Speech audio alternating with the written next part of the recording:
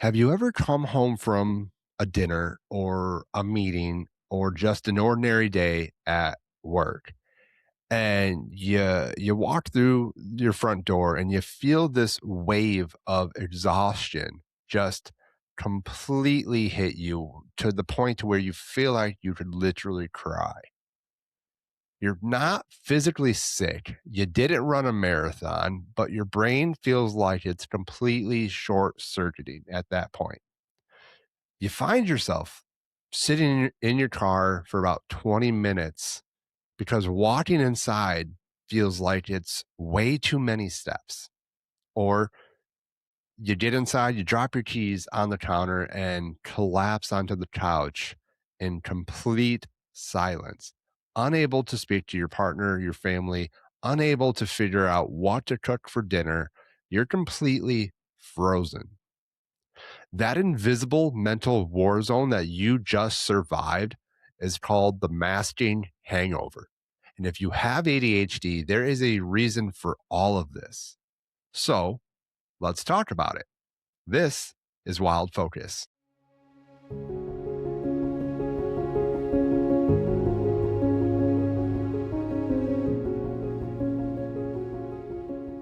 Welcome back to another episode of Wild Focus. And before we get into it today, if you have not yet, please take a moment to subscribe wherever you listen to podcasts, follow, comment, leave a review. This really helps get the show out to fellow ADHDers that may need to hear all of this as well. And don't forget to follow myself and the show on all social media. So today, we are stripping off the armor. We are going to talk about the toxic grief of performing your own existence, the terror of letting people see the unmedicated version of you, and why the price of making other people comfortable is costing you your entire life. We're going to look at the day to day damage of trying to fit into a neurotypical mold. And most importantly, I'm going to give you some concrete, actionable biological systems to rebuild your life so you can finally stop suffocating. If you're new here, this is the place where we don't sanitize clinical bullet points about ADHD. We don't talk about ADHD like it's you're just forgetting your keys or being just a little bit too hyper. We talk about the raw, unfiltered truth of what we carry each and every day. Now, in the last episode, we dove deep into ADHD and cannabis and how we self-medicate just to slow down the noise.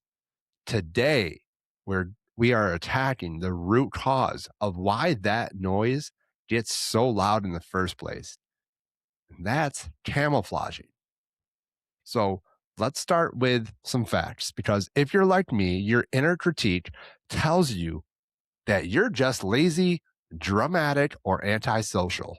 You think, why does going to a 2-hour birthday party make me want to sleep for 2 fucking days? Well, let's look at what is actually happening inside your skull. Now, in June of 2026, researchers at Simon Fraser University released a groundbreaking study on adult ADHD. They found that over 91% of adults with ADHD actively camouflage or mask their traits to survive social situations. 91%. If you feel like you are putting on a theatrical performance every time you leave your house, you are statistically in the vast majority. But what is the cost to us? The study explicitly stated that these masking mechanisms require an extraordinary amount of cognitive load and brain power. It heavily impairs your attention, your working memory, and you guessed it, your focus. So think about that paradox. Masking is what you do to appear focused and put together to the outside world. But the sheer neurological energy it takes to execute that mask actually worsens your core ADHD symptoms internally. So essentially, you're draining your battery to make your phone look shiny on the outside and then wondering why the phone dies so fast. Well, let's look at the brain mechanics for a minute. A neurotypical brain has a highly efficient cognitive control network that handles inhibition, the ability to naturally filter out irrelevant stimuli and withhold appropriate actions. If they want to sit still, their brain just does that automatically. But a peer reviewed study in research in neurodiversity explains that for an ADHD brain, inhibition is flawed. We do not have an automatic filter. Therefore, masking is a manual override. So when you sit in a meeting, a neurotypical person is just listening. You, on the other hand, if you have ADHD, you are running a multi threaded software program in the background of your mind. Thread one, don't interrupt. They are breathing, which means they are almost done talking. Wait your turn. Thread two, make eye contact. Not too much eye contact. Look away so you don't look creepy. Okay, now you can look back. Thread three, stop bouncing your leg. The table is shaking and everybody in this room feels it and they hate you right now for that. Thread four, smile, nod, look engaged. By the time that 60-minute meeting is over, you haven't just listened to the presentation. You have manually forced a Ferrari engine to run at the speed limit using nothing but fucking handbrakes. Your prefrontal cortex is completely starved of glucose and dopamine. It is chemically depleted. That is why you experience a hangover from those situations. It isn't an emotional mood, it is a literal metabolic deficit in your brain. So let's bring this down to a day-to-day level. What does this look like when it breathes inside your daily routine? Well, masking isn't just a costume you put on for a job interview. It is a ingrained chronic trauma response born out of childhood. From the time we were kids, we received micro signals or in some cases macro signals that our natural state of being was incorrect. Now, wherever you are, hand up if you've heard this. Why can't you just sit still? You're too loud. You're interrupting. You have so much potential if you just tried. Yep. Everybody listening probably have heard the majority, if not all of those. So we learn to adapt from that. We built compensation systems. Let's walk through a typical Tuesday for a masking adult. Your alarm goes off. You're already starting at a deficit because sleep disturbances are hyper common with individuals that have ADHD, but you force yourself up. You have this extremely important meeting at 10 a.m., but because you're terrified of forgetting something or letting your ADHD show, you engage in hyper compensation. You check your bag 4 times. You open your email 5 times to confirm the time. You arrive 30 minutes early and sit in your car sweating because being late means people will see the broken version of you. You walk into the office, you see a coworker in the hallway. Your natural instinct might be to info dump about a tremendous documentary that you watched on Netflix the night before at 3 a.m. But the mask steps in. The mask clamps your jaw shut. You mimic their posture. You give a safe, scripted, neurotypical answer. Good. Thanks. How was your weekend? You're performing in that moment. Then comes the social gathering or the family dinner. This is where the fear of being too much truly takes the wheel, takes over. Have you ever noticed that when you get excited, your voice naturally elevates? Your hands start moving, your brain starts connecting dots at lightning speed and jumping from topic A to fucking F. To you, that is a beautiful, passionate web of thought. But then you catch a look on someone else's face, a slight squint of the eyes, and a lean back. And instantly, the shame starts hitching a ride. You start to shrink. You pull your shoulders in and you tell yourself, shut up. You're doing it again. You're annoying them. They think you're crazy. You spend the rest of the dinner sitting in absolute silence, pretending to be calm, quiet version of yourself. And now the people that are at the table smile and think, wow, they are such a good listener tonight. But inside, you're dying. You are trading your authentic identity for their comfort. And here's the dark, unspoken truth that nobody wants to say out loud: the mask breeds a terrifying form of isolation. When people compliment you when you're masking, it doesn't feed your soul, it starves it because your brain registers the truth in the moment.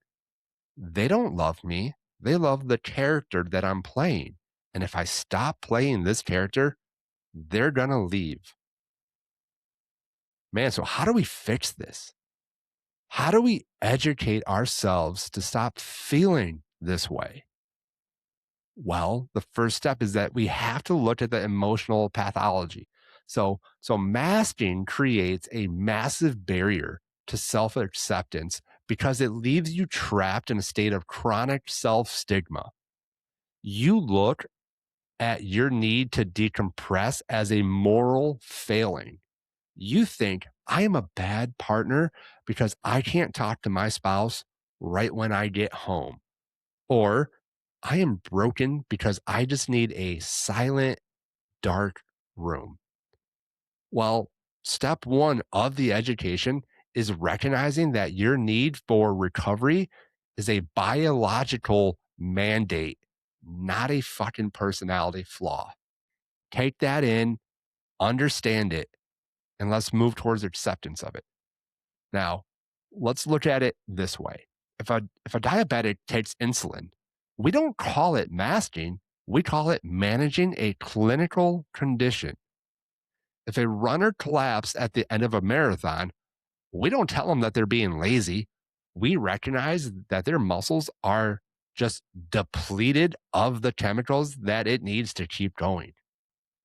Your prefrontal cortex is depleted of dopamine. The irritability, the anxiety, and the silence that you feel after masking are just your brain's version of physical exhaustion.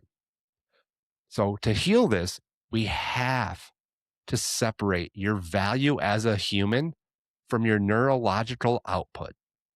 So, you have to realize that you are allowed to occupy space in a room without constantly paying a quote unquote tax of performative politeness. The fear of being too much is based on the premise that you are a cup overflowing with toxic liquid that will just ruin everyone else's pristine freaking floor. We need to change that metaphor. You are not too much. You are a highly vivid, highly stimulus individual living in a low resolution world. The world's inability to process your frame rate is a limitation of their hardware, not a defect in your own software.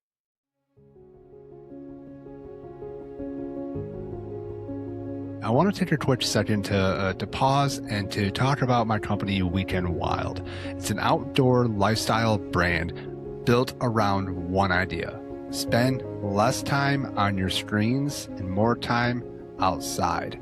If you head over to weekendwildmi.com, you can check out all the gear that we have. And if you use the code WILDFOCUS15, you can get 15% off your entire purchase. Now, this is the part that really means a lot to me.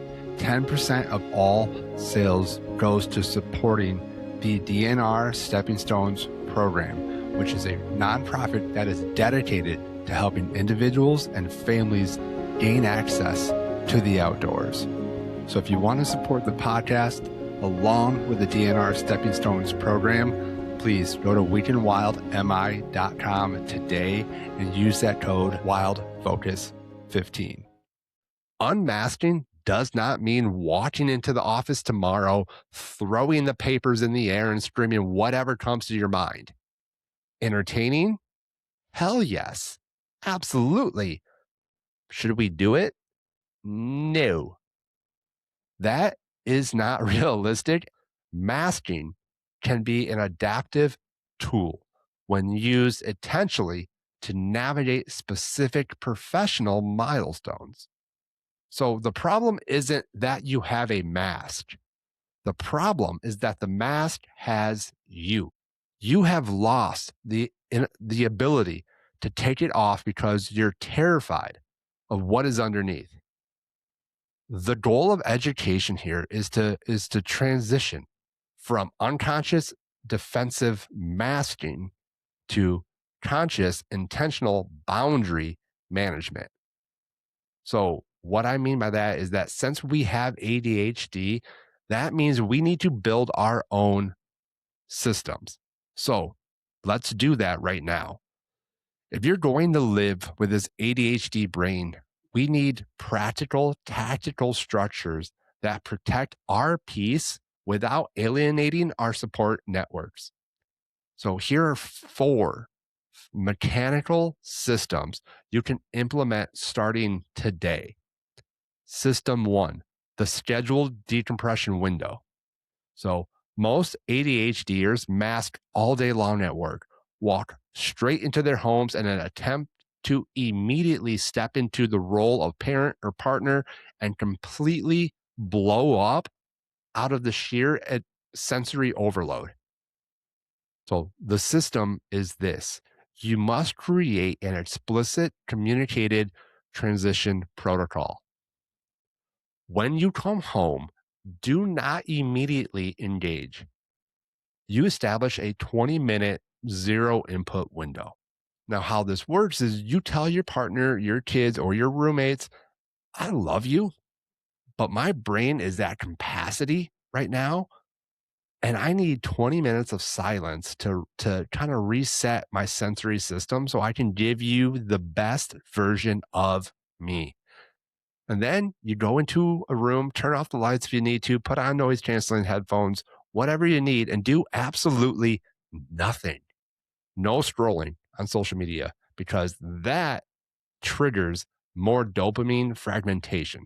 Just let your nervous system catch up after that hell of a day of yours. Now, system 2, the environmental trimming. Remember that your brain is manually processing everything because its automatic filters are offline. We need to manually lower the sensory input so your brain doesn't have to work so hard to stay regulated. So the system here is this: we invest in heavily high quality stealth physical filters, AKA we wear earbuds if we need to. Okay. We can wear them in public, like the grocery store or just crowded areas. We don't block out conversation, but they shave off a lot of that high frequency background noise of like refrigerators or fluorescent lights and ambient like chatter. So here is one thing you can do if your work, and I'm talking about work specifically right here, is if your work allows and your coworkers, manager, project manager, whatever is okay with it, is if you're on a Zoom call and you are working remotely, use the hide self view. Research has shown that seeing your own face during a meeting forces continuous subconscious self surveillance on hyper masking, which causes massive cognitive overload. So hide your camera view from yourself so you can just focus on the conversations. Stop staring at yourself, essentially. System three, the green light circle. All right, stay with me on this one, okay? You cannot unmask to the entire world safely. Some people lack the added emotional intelligence of the neurodivergent baseline to understand you. If you try to unmask to everyone, you will get hurt, which will force you deeper into your own shell. Now, so the system that you build is audit your relationships and identify 1 to 3 green light people. All right. These are your people with whom you are explicitly contracted to be unfiltered with them. How this works is you sit them down and say, hey, I spend my whole life filtering my brain. When I'm with you, I want permission to interrupt if I get excited, to fidget, to speak out of order without any judgment from you. If I'm being too intense, you can gently tell me, but I need a safe harbor where I don't have to act. Having just that one person where the mask is at 0% dramatically reduces the overall mental health risk of camouflaging. I have a handful of those people, and I don't know if they are cool with it just because the sheer entertainment that I bring in those moments, but I love those individuals to death. And I can only think of a small handful of people that have been with me since second grade that I don't believe have ever judged me or shamed me for how I am, even before I knew that I had ADHD. And I love them with all of my heart. So identify those people in your life. And if you haven't already had that conversation, please have that conversation with them. It is only going to be so beneficial for you. So, system four, the 1-3-5 pacing rule. This is one that I actually have started to use in comparison with my ADHD planner. All right. So, masking often leads to overpromising and overscheduling because the mask tells you, look at me, I can do it all. I'm just like a neurotypical person. But then executive paralysis sets in, and you can't repay the debt that you just invited to your life. So, the system that we build is we need to protect the daily cognitive reserve using that 1-3-5 prioritization rule. That was a bit of a struggle, but we got there, folks. Limit your daily to do list to exactly 9 items. One major task that requires heavy focus or social performance, 3 medium tasks, and 5 small administrative tasks. If you have a massive presentation at 2 p.m., that would be your number one major task. You do not schedule a high stakes networking dinner that same evening. You balance the scales. I talked about this before, but I have that ADHD planner that I use daily that has really helped me plan out each and every day. And it has been extremely beneficial. So if you have not got yourself one, please, you can find them on Amazon. There's people on Etsy that create their own that you can do for digital downloads. But try it out. See how it goes for you.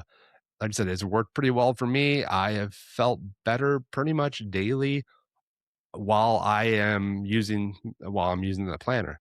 So now, as we close out this episode, I want to leave you with one final uncomfortable but raw truth. The mask, it's a fucking liar. It whispers to you that it's going to keep you safe. It tells you that as long as you play the part, you are protected from rejection. But it's a trap. Because while the mask might protect you from rejection by others, it forces you to reject yourself every single damn day. Every time you swallow that enthusiasm, every time you force your body to stay unnaturally still, every time you lock away your thoughts, the true thoughts that you have because you're afraid of being too much, you're telling your inner child that who they are is fundamentally flawed. You survived childhood by building this mask. All right. It kept you safe when you didn't have a choice. It got you through school and it got you the job that you have. It helped you adapt. Validate it for that. Thank it for protecting you. But you're an adult now. You have agency. You have a community. You have permission to put the heavy armor down and just step out of the closet of shame and let your brain take a deep, unfiltered breath. So stop setting yourself on fire just to keep everybody else warm. And remember, you're not broken. You're working with a brain that is highly creative and intensely brilliant. Let that neurodivergent flag fly proudly. Now, if this episode hit a nerve, if it made you feel seen, then just do me a favor. Share it with that one friend that you know is secretly drowning in their own masking hangover. Let them know that they are not crazy. And also, don't forget to get outside. Let nature help regulate those systems. And just be yourself while you're out there. Nature doesn't judge. I appreciate you all for listening to another episode. This is Wild Focus.